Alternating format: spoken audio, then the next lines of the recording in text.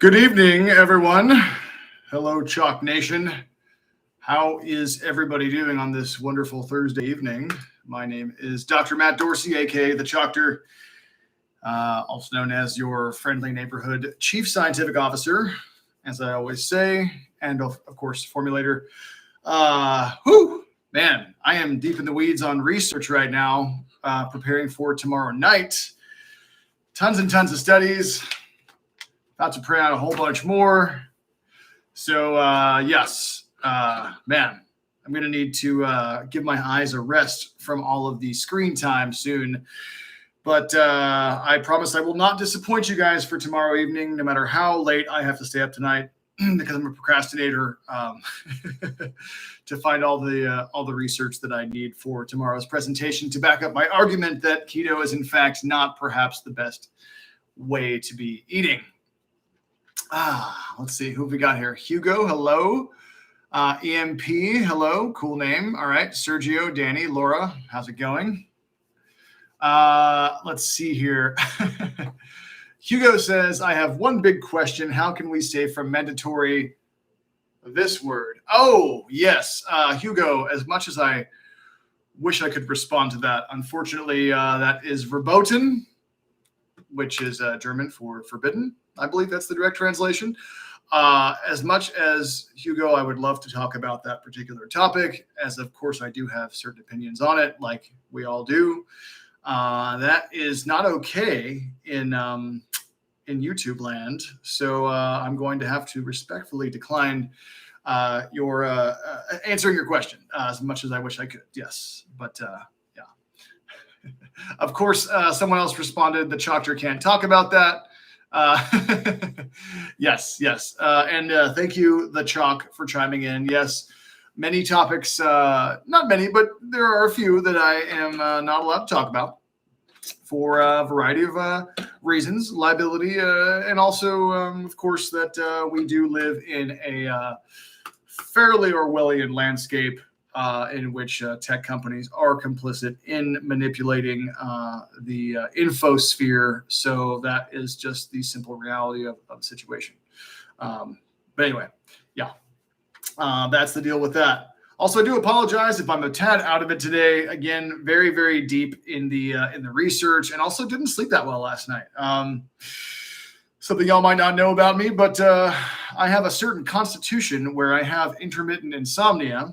And so I sometimes sleep great. Other times we'll go through phases where it's quite difficult for me to fall asleep, and I have to use all of the supplements and all of the breathing techniques to get good sleep. And last night was one of them. Probably should not have been watching Netflix as late as I was. It happens sometimes. But anyway, so do my best here to keep you guys educated and entertained. What else we got here? Hello, Hunter. How's it going? Hello, Noah. All right. Oh, Noah, you haven't gotten a response yet. I'm sorry about that, Noah. Could you, Noah, could you please email them one more time? It's possible maybe they've just missed your email. Maybe it went to spam. Who knows? I can also, Noah, if you would like, leave a comment on this video after it's finished, after we finish the live. If at some point in the next 24 to 48 hours, and if they haven't still gotten back to you, then I'll make sure they do follow up. But yeah, sorry about that. Our customer service girls are fantastic usually, but they do miss email once in a while. All right.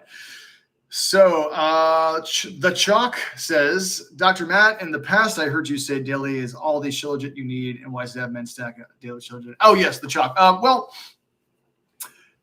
it's a question of need, really. The research-based dose is 500 milligrams, and that is what's in daily, and that's also what's in the single shilajit. So to reach the results, approximately that are described in the research, that is what you need. But there's different schools of thought on perhaps how much you could take. So sorry, I don't have a better answer for you than that, but yeah.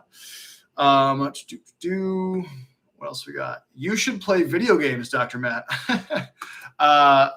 I don't really play video games. I'm not against them. I did as a kid quite a bit. Can't say I have really much as an adult, with the exception of occasionally going to an arcade type of adult type arcade for a couple of events here and there. I do. I don't know why I'm even talking about this, but whatever. I do enjoy fighting games. I always have. I've always loved Mortal Kombat and Street Fighter 2. And then also, what's that other one? Man, it's been so long. What's the one with the swords? Can't think of it. But yes, I do love fighting games. As a kid, I was very into martial arts. Not that I ever studied it, but just watching, like kung fu movies and action movies, a lot of martial arts. And so anything involving martial arts, I've always been a fan of. I don't really watch sports at all. I've never been a sports person, but I do like UFC. I don't really ever watch UFC. I've kind of made it like a point to do that at some point.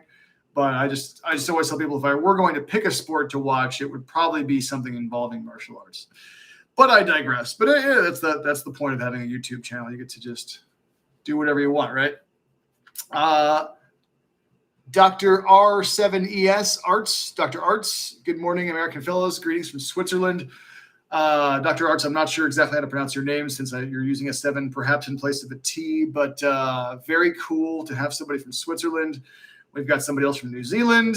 We've also had BMES a lot of the time who's from Australia, so it's cool to see people from all over the world coming out of the fold. So welcome. All right. JJ is asking about bitter melon. Yes, JJ, it has been many years since I've looked into bitter melon, but I do recall it does have some pretty profoundly helpful effects for blood sugar health. That is all I can really say about it because it has been so long since I've looked into it. It is used in Chinese medicine. It's a Chinese herb for sure. That's all I can say really that I recall on that. Soul Calibur, yeah, that's the one. The CHOQ, you got it. Soul Calibur, that fighting game was awesome. Where you can parry, when someone's coming at you, you can, hit a certain combination of buttons, and you can sort of like throw them off, right? Defend them or defend yourself by like sort of like throwing them off the side with your shield or whatever, and then you can. Anyway, I digress, but yeah. Danny says, "What do you think about taking a triple or 4x dose of Tomcat and then a maintenance dose after 1 month?" Danny, that could work great. If you review the research on that particular Tomcat extract, that patented extract that we use, the research actually does show up to 400 milligrams a day. And so a 4x dose is well within the research-based dosing parameters for Tomcat 100%. That is totally fine. So yeah, that could work. What I like to do with Tomcat is I typically take 1 a day, although I skip some days here and there. And then on certain days when I need extra support, like today, I'll have up to 400. I've actually had 400 Tomcat today. That's rare. I usually do more like 200.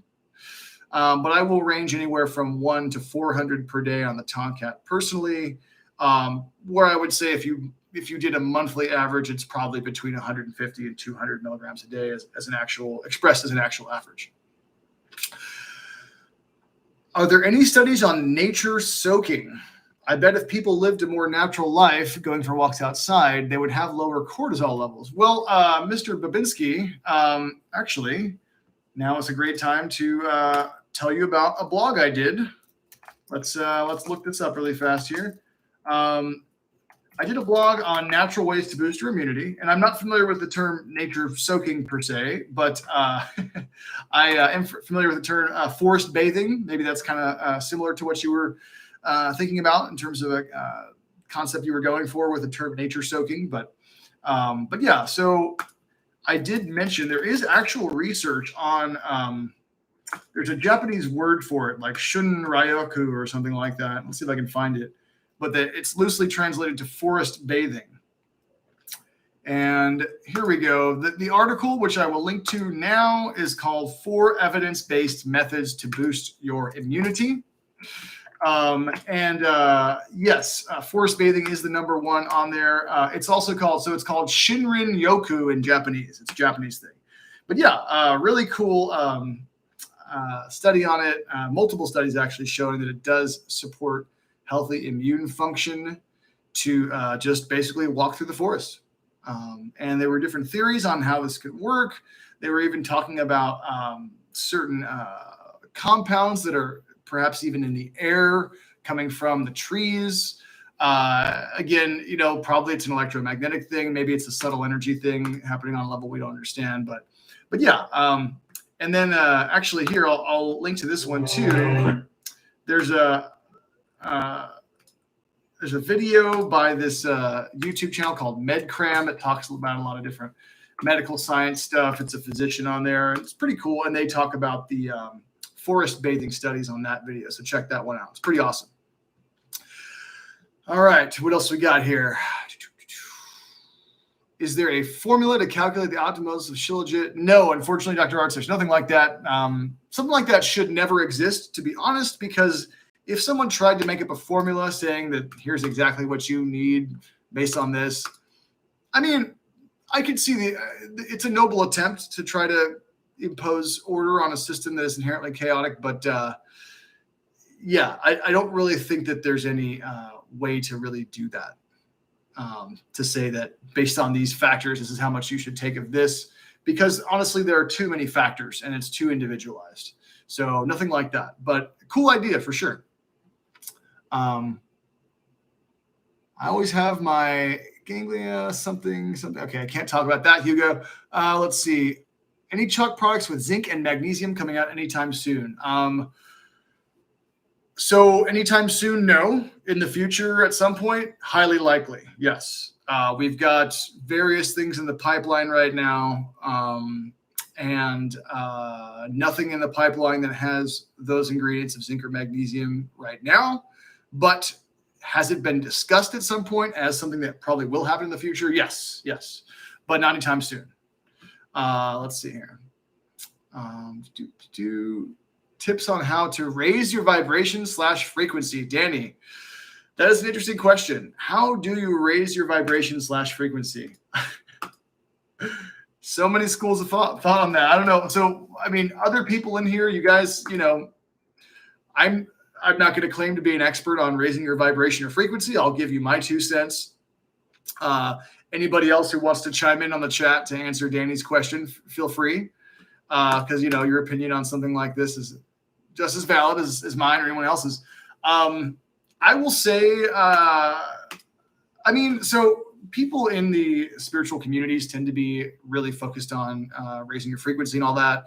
And I think it's a bit of a double-edged sword. There's obvious truth to it. But at the same time, you don't want to be too obsessed with like checking in 24/7 and just being like, oh, you know, like it can get a bit obsessive where you're like, oh, is my frequency high enough? Or, you know, or somebody else around me, their frequency might be too low and I can't hang out with them. Like, you know, it can get a little weird and a little bit obsessive and strange. But to answer your question, as honestly as possible, how I would go about that is I would say, and I think it has a lot to do with your perspective, right? If you are focused a lot on everything that's going wrong, then number one, just know that that's okay because you're a human and that shit happens, right? You know, and perhaps focusing on that which is that which you don't like may negatively affect your frequency, perhaps, you know, that's one way to look at it. I think if you can just accept that you're having a human experience and just be kind to yourself, regardless of what's happening in your mind or in your life, then that's probably one of the best ways to raise your frequency, because at the very least, you're being nice. So I think just being kind to yourself and others to the best of your ability, knowing it also that you are human and therefore you're, of course, are not going to be consistent with that. In general, I think it's just important to give yourself permission to be a human, you know. And sure, you could say that we're spiritual beings having a human experience, or that we are souls, or whatever language works for you based on your paradigm. But you know, it's important to know, like, yes, we are having a human experience, and we're going to do stupid human stuff sometimes. It's just part of the game, right? We are here on planet Earth to do stupid human stuff. And if you can forgive yourself and be kind to yourself through your different ups and downs, through the different failures and whatever it is, you know, maybe you screwed something up or whatever, then I think that that's probably a solid way to raise your frequency a little bit anyway. So best thing that I can say, best thing that comes to mind to answer that question right now. But cool question, Danny. Yeah, thank you. Let's see. Salt Soleil. I don't know anything about that, EMP. I'm sorry. Somebody's asking about David Icke. David Icke, I don't know. Somebody's saying David Icke is part of controlled opposition. I have no idea if that's true or not. Some people say the same thing about other folks like Alex Jones. I have no idea. I mean, who really knows at the end of the day? Can you really know, we live in some ways in a post-truth world where, I mean, it's hard to know up from down. The propaganda war, as I talked about in Stay Human episode 1, which y'all should definitely watch if you haven't seen yet. Propaganda war, psyops, all that stuff is just getting more and more pervasive and sophisticated by the second. So, strap in. It's going to get a whole lot weirder when it comes to not being able to tell up from down. And think about this too. I mean, deep fakes, how much better are deep fakes going to get in the next decade? They're already pretty good. Imagine what 10 more years of technological advancement can do for deep fakes and CGI. And we're getting to the point where, potentially you could see a video of somebody that looks absolutely convincing, where you are sure it's real footage and it's not. 10 years, let alone 30, 40, 50 years. I mean, there's going to have to be all sorts of laws around deep fakes, where if you make one of these deep fakes and you get caught in certain circumstances, you might go to prison. I mean, who knows, right? It's going to get really weird. And it's going to get harder and harder to tell what's true and what's not true. So how do we actually tell up from down when the infosphere, when the information ecology is massively polluted? Yeah. If you want to learn more about that, Daniel Schmachtenberger, who I've represented I've referenced many times, he's awesome. I did show a couple of videos of Schmachtenberger talking during Stay Human. He had some good thoughts also on the future of like drone warfare, automated, like weaponized drones, things like that, fully autonomous weaponized drones. Anyway, but if you want to learn more about that, definitely check out Stay Human. And we will have another episode of that coming up sometime in the next couple of months for sure. So, yeah. All right. Maybe the only person that actually can help can't talk about that. This world is unfair, but I understand you, Dr. I'm sorry. Yeah, I'm sorry, Hugo. I'm sorry that I can't talk about certain things on here. Anything that I can talk about, I will. Virtually anything, right? But there are certain things that get you in trouble, and I would like to continue having a YouTube channel. And we all know how things work in this weird era that we live in. Yeah. Let's see. JJ says praying and gratitude. Oh, for raising frequency? Sure, absolutely. Gratitude's a big one. We just had Thanksgiving last week, and gratitude, that's huge, Absolutely. And speaking of gratitude, I am grateful in advance for anyone who shows up to see me talk about all this research on the ketogenic diet tomorrow at 6:00 p.m. Central. Here's one study: acute oxidative stress and systemic NRF2 activation by the ketogenic diet. What's going on with this? Well, I'll tell you what's going on with this. There was a piece of research in 2008 that came out that said that eating the ketogenic diet, according to the ketogenic diet, that it could boost glutathione. Now that sounds cool, right? Like eat keto, have more glutathione in your body, right? Well, here's the problem with that. The same people, I'm trying to find the videos on this, but I can't multitask well enough. So this one study came out and it said we gave the ketogenic diet to rats, and of course, it's a rat study, so grain of salt, right? But and they had higher glutathione levels in certain parts of their body. Therefore, the ketogenic diet boosts glutathione. Then the same group of researchers, for the most part, same lead researcher, 2 years later did a follow-up study. This was their follow-up. This one right here. And lo and behold, what actually happened was the ketogenic diet, what it did is it increased free radical production massively in the hippocampus, part of the brain that's associated with memory formation, specifically the mitochondria of the hippocampus. And then the body had to create more glutathione to compensate for the massive increase in reactive oxygen species, also known as free radicals, right? And then eventually these rats, their poor livers were completely depleted of glutathione. So what's fascinating is if you go on David Perlmutter's YouTube channel, who's a big keto advocate, he talks about the first 2008 study and basically saying, like, check it out, like keto boosts glutathione. This diet's really good for you, right? Well, he kind of forgot to look at the follow-up study they did where they showed that not only does it not boost it per se, it actually depletes it. And I'm going to use the author's language here. A profound depletion of liver tissue glutathione is what they said. Yeah.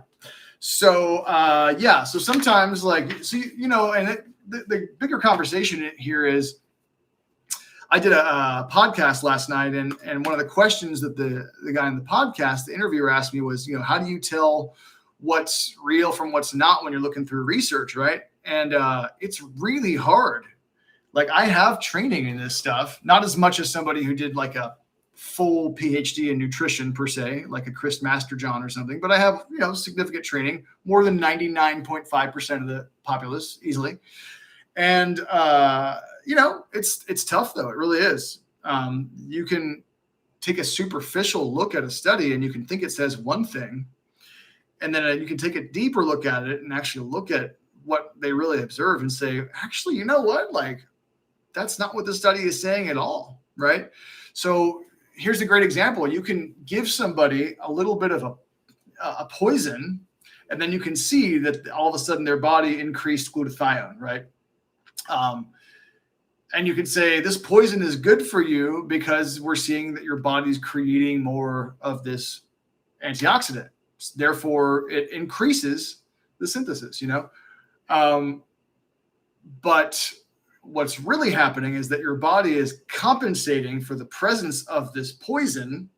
In this case, the poison is the ketogenic diet. By having to increase, it's forced to produce more of this detoxification antioxidant molecule.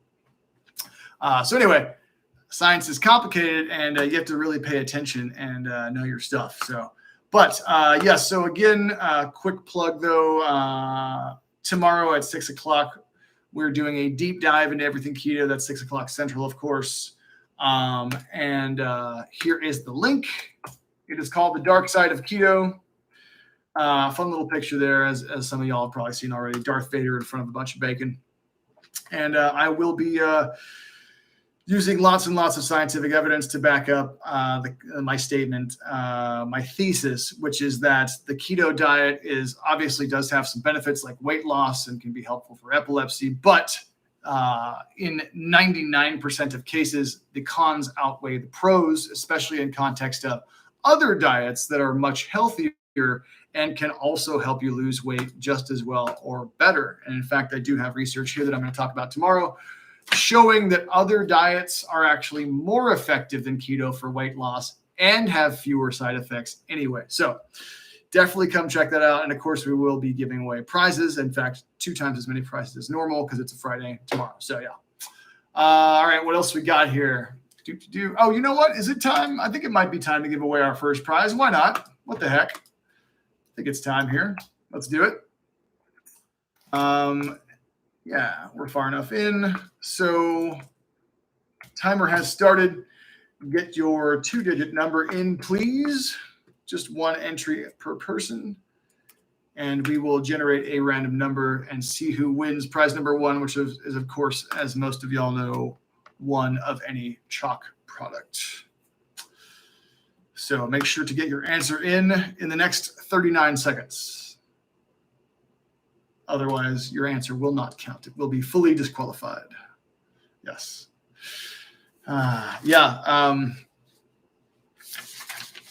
So much interesting research here.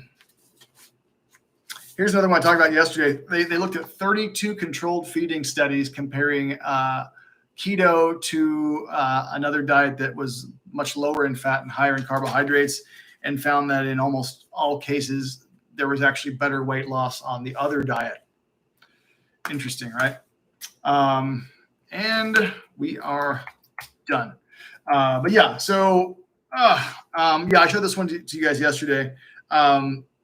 Same number of calories, 2 different diets, right? Let's just say 2,000 calories a day for both of them. I think it was more than that, but same number of calories. All they did was they changed the ratio of carbs and fat. And lo and behold, the diets where people were doing a more normal ratio and not super high fat, actually people lost more weight. Fascinating. Anyway, so the randomly generated number was 27. And let's see who is closest here. Hugo got it right on the nose. Good job, Hugo. Nice. All right, so Hugo, just email CHOQ@CHOQ.com and tell them which CHOQ product you would like, and they will send it to your house. So that's awesome. Congratulations. All right, let's see. Let me scroll up in here and see what other questions we have. Do you believe in manifesting law of attraction? Yes and no. I think, honestly, most of law of attraction is garbage. I think a lot of, I'll just be totally frank. And I did an Instagram back in the day on this, actually, and I would like to go more into this, but a lot of what people call law of attraction, I think, is really just the ego's attempt to control reality. And I think most of it is just like garbage. And I'm not saying there's not any reality to focusing on what you want to happen in your life and that being a helpful thing. I think there's some reality to it, but I think a lot of it is just BS, to be frank. The manifesting law of attraction thing, because a lot of the time it just gets people to like spend all this time hyper focusing on the stuff that they want to happen in their life without realizing that like actually the universe / your higher self probably has other plans for you other than these things you're trying to create. And what it has in store for you is probably better, you know? Also, the other downside of that perspective, that whole manifestation law of attraction thing, the other real downside of that is that, how can I put this? When bad things happen to people, like they get a disease or someone breaks up with them or they lose their job or their house catches fire, they tend to think it's their fault for not being a good enough manifester, right? And there's this like silly idea that if you're really good at manifesting, then like bad things never happen to you. And a lot of these things that are bad are actually not bad. They're just part of the way that you learn, right? And it's part of this natural process of things dying and being reborn in your life and things falling away. And then, you know, things dying and making room for new things, right? And so a lot of that is just very kindergarten level, ridiculous idea, I think personally. But there is a nugget of truth in it. Obviously, it is important to focus on what you do want and not focus on what you don't want. And that is obviously true, I think. Yeah, so there's my somewhat controversial opinion on manifestation there. Somebody's asking about lion's mane and BDNF, brain-derived neurotropic factor. BDNF helps with, basically helps with production of neurons and neural connections. Lion's mane, I think the one I've heard for lion's mane was actually NGF, nerve growth factor. And it's been a while since I've looked at BDNF and NGF. So the exact differences between the two, unfortunately, I don't have that data right here in the hard drive ready to pull out right now. They do have some similar properties, I seem to recall. But yeah, lion's mane is awesome. That's definitely going to be, one that we're going to have a single of lion's mane at some point. Yeah, people do love lion's mane for cognitive and overall brain support. So that's a great one. There's limited research on lion's mane for that purpose because I've looked into it. There's not a lot out there. There's only a small handful of studies. If you really want to go down a research rabbit hole on lion's mane, you're not going to find as much as you would like. If you go to PubMed or somewhere and you start looking at papers, there's a small handful, but it's not a lot. And again, of course, who's going to pay for all this, right? Paul Stamets, maybe, he's pretty successful, but let's see here. What else we got? Somebody's asking about Sammy wants to know about the health benefits of NAC. Sammy, I'll just tell you that NAC is a precursor to glutathione. And I apologize because everyone else here has probably heard me say this so many times, but NAC is a building block for glutathione. Glutathione is a master antioxidant.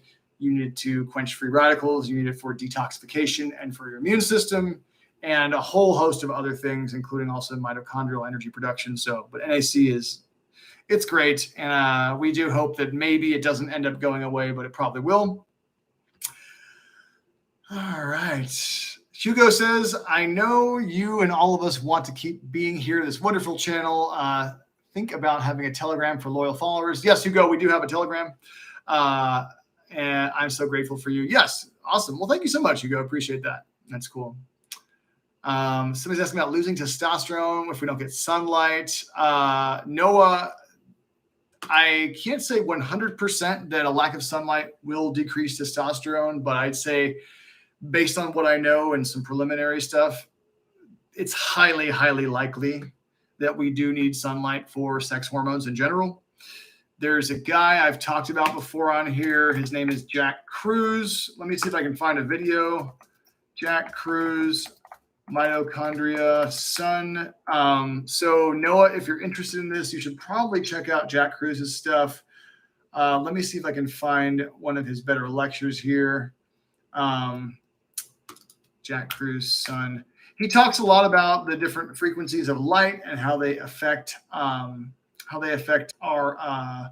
hormones and also our mitochondria. Here's a random one. I don't even know if I've heard, but it seems like it's a little bit longer. So Noah, if you're interested in that connection, maybe check out this video or some other stuff by Dr. Jack Cruz. He's a crazy neurosurgeon, interesting guy, a bit strange in certain ways, but are we all? I know I am. What else we got here? Right now is a real good time for chlorophyll. How much should Noah, are you asking how much chlorophyll we should take? I mean, obviously, if you have a diet rich in chlorophyll-rich plants, then you've got plenty coming in. But if you want to take it as a supplement, just take a regular amount, whatever's listed on the bottle, probably. Okay, what else we got here? Where can I find some of the podcasts you've been on? Danny, actually, this particular podcast, it's called Betterism, Betterism. I haven't done that many other podcasts. But as I do more of them, and I'm planning on doing lots next year, I will definitely link to you guys. It's not out yet because we just did it yesterday, but sometime in the next week or two, hopefully it'll be on there. But it's just called Betterism, Better ISM. All right. Let's see. What else we got here? New supplement NAC. We do not have a new NAC supplement, Sammy. In fact, NAC is being banned by the FDA, so that's not happening. Small possibility that they might end up reversing their decision. There are some people trying to get them to do that, but let's not hold our breath for that. JJ asks, what percentage of your carbohydrates are vegetables and fruit? Well over 90%. But I mean, I guess by that you mean, because, you're not really getting a lot of carbs necessarily from anything other than plants. You don't really get a lot of carbohydrates from animals per se, unless you're like drinking blood. So, plants are going to be pretty much your sole source of carbs. But maybe you're excluding like processed versions of carbohydrates like high fructose corn syrup or just pure sugar, sucrose or dextrose, whatever. But yeah, very, very high, depending on what you mean and how to interpret that question.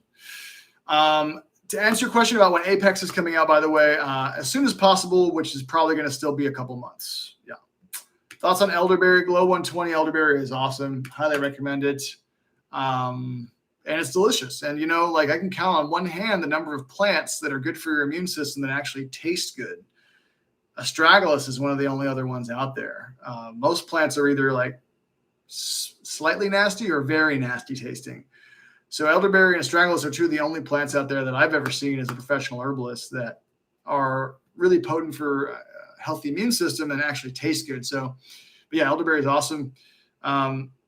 Quick pro tip too, if you have kids or even just for you, you can make elderberry Italian sodas. Just take some clean, sparkling water, mix some elderberry syrup in. If you want it a little sweeter, of course, you can always add a little bit of honey or something. That's a great way to do it. Let's see. All right. Don't just want to be boosting for none or know when to, I don't know what that means. Yeah. And Hugo, yes, Apex and all the CHOQ products will be anywhere that CHOQ products are available. Apex will also be available. Apex, we are reformulating to take the NAC out, so it's not going to be an issue, for countries who don't allow it. So yeah, all good. All right, so I think that it is time for prize number 2, because I do need to finish up, because I'm going to be up late tonight doing research for tomorrow's presentation. I'll probably be working till about 1 or 2 in the morning, to be honest. I have a lot more work to do. I'm a bit of a procrastinator. We creative types tend to be procrastinators, and I'm no exception. So yeah, going to be putting in tons and tons of work between now and 6 p.m. Central tomorrow for our dark side of keto presentation. So let's do this and let's get her done. The 1-minute timer has begun. Get your numbers in right now. And good luck to everyone. Somebody's asking about how many products CHOQ will come out with in 2022. Danny, I'm going to give you an estimate. I'm going to say somewhere between 2 and 4, maybe more, probably not less than that. It's hard to know, really. Sometimes we'll come out with a product and we'll just make it really fast. Other times it'll take a really long time. A simple product that's just one ingredient takes relatively little time to develop and source. A very complex product that's a formula with a ton of ingredients can take a long time. And we have both of those in the pipeline right now. So we'll see. But I'd say probably bare minimum 3 products next year. I'm hoping for a lot more, obviously, but can't make any promises on that. You guys have 10 seconds left on the board to get your number in. So make sure to do that right now so you don't get disqualified. Oh, there it is. And bam, there we go. All right. So who won prize number 2? 29, almost the same as the first one, which is 27. So it looks like Hugo is close. Let's see, you're 4 away with 25. Do we have anybody in the low 30s? We do not. Therefore, Hugo, you are the official winner. Congratulations, Hugo. You won prize number 2, which is a CHOQ shirt and a bag of cacao beans. So just email CHOQ@CHOQ.com and they will hook you up, man. Yeah, have fun with that. Hugo, did you get that? Again, Hugo, email CHOQ@CHOQ.com and tell them that you won prize number 2, which is, again, a bag of cacao beans and a shirt. Also, check out the shirts first and figure out what kind of shirt you want. And they will help you out. So congratulations to Hugo on that. Anyway, one last time, I hope to see you guys for our extra special double prize day and in-depth presentation on the dark side of keto tomorrow at 6 o'clock Central. It'll be going for about 2 hours, minimum 90 minutes, probably closer to 2 hours. There's a lot to talk about. And I will say also, just as a reminder, it's not going to just be an opportunity for me to talk smack about keto and why it's bad. That's not the idea. The idea is also to educate you guys on how basic stuff works in the body, how blood sugar works, what insulin does, what glucagon does, educate you on the limitations of science itself and how